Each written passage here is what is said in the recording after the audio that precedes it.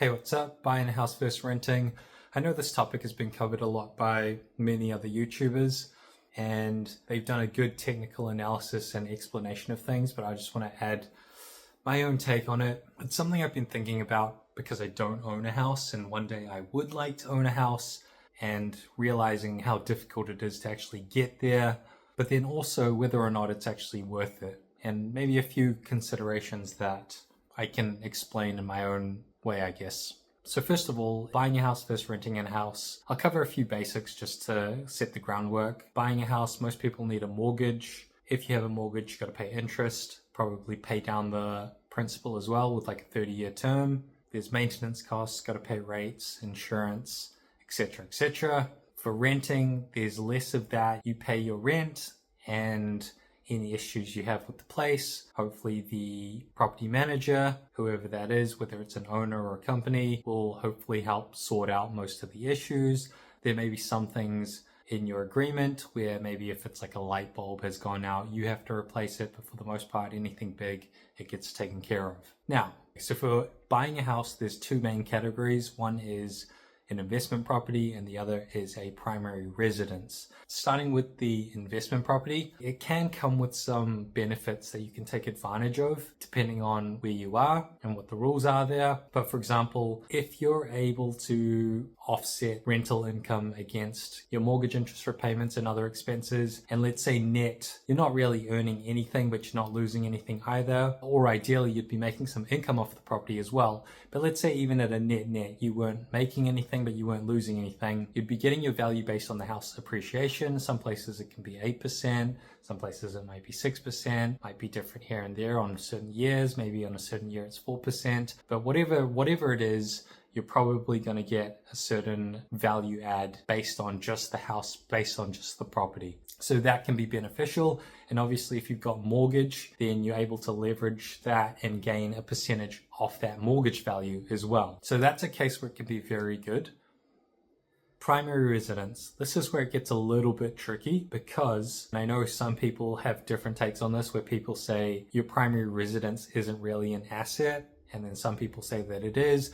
It is a good store of value, and for people who aren't great at saving, just having to pay off that mortgage is a good structure to help them save. But the reason why I agree that it's not an asset, but also agree that it is an asset, is why it's not an asset is because most other things that you consider assets, if you decide to stop using it, that's it. There's no additional cost. Let's say I bought a laptop and I decided I wouldn't use it. That's all there is. I don't have to pay electricity bills. I don't have to pay anything. I just stop using it. But if you have a house and for some reason you want to stop using it, you can't just stop making payments. You still have to pay rates, probably have to pay insurance, and whatever else is attached. There are expenses or fees that you have to make as part of ownership of that house. And so there's a little bit of a difference. Obviously there are a few things where maybe you could technically shut off if you really wanted to, like maybe you wouldn't need power and internet, but the main thing is that there would still be things like rates that you have to continue to pay.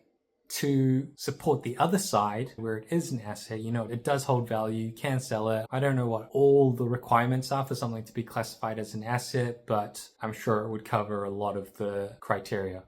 Okay, so that's owning a home, whether it's an investment or primary residence. Renting. So renting, I don't think there's too much to explain in terms of expenses and things. You pay the rent, most other things are covered.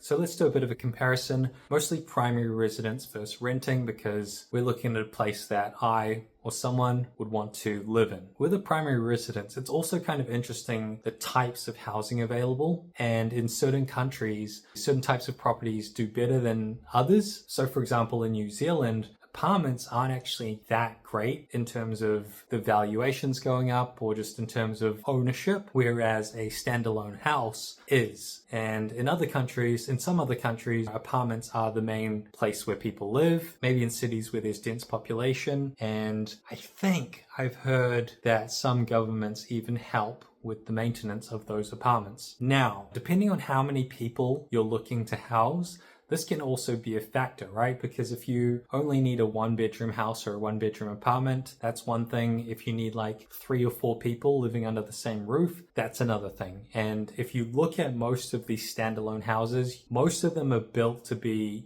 at least 2 bedrooms. So if you're just moving into a house for yourself, you'd probably start to think about renting out a room. Whereas apartments, you'll often be able to find 1-bedroom apartments, studio apartments, and of course there are 2-bedroom apartments, 3-bedroom apartments, etc. But if you look at those, and depending on how many people you're trying to house, it might be something to think about. Certainly with apartments, an apartment might be in central areas where it's near businesses, where houses or standalone houses might be in more of a residential area. So I do think about that. And there's one thing with a house that does seem interesting to me is if you get a mortgage and you get the mortgage at a very low interest rate, let's say 2%, but you know of something else that has a higher interest rate, then you can actually arbitrage the difference. So for example, if you bought a house with straight cash, let's say you had $1 million cash, but instead of buying the house with $1 million cash, you decide that you would get a $500,000 mortgage and you would pay a deposit of $500,000. So that $500,000 mortgage, you're paying a 2% interest.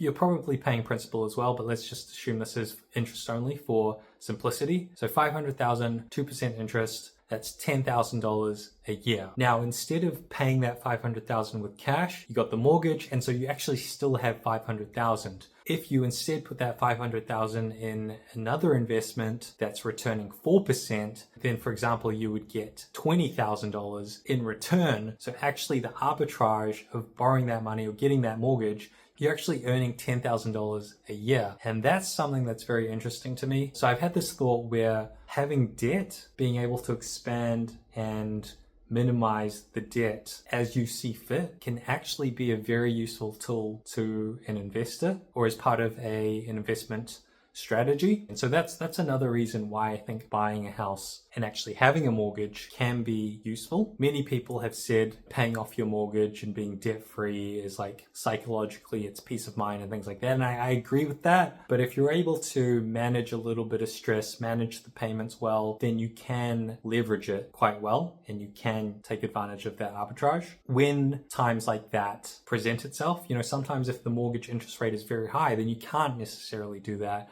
And so maybe you need to move money in different ways to alleviate pressure where pressure builds up. Back to buying a house versus renting though, I think from my assessment of the current landscape, it seems that we're in an interesting time where sometimes renting actually does make more sense than just trying to be a homeowner. Certainly on the way up, I think renting is okay. A lot of people say that renting is just a waste of money, but you often find that you can get more bang for your buck in the interim renting versus what you could do if you had to buy a house. And buying a house, if you only have a small deposit, can be a huge strain on your income and probably psychologically as well. And so, part of me thinks that if you're able to get by with renting and there's no major push to buy a house, there are other assets that you can invest in that will give you returns.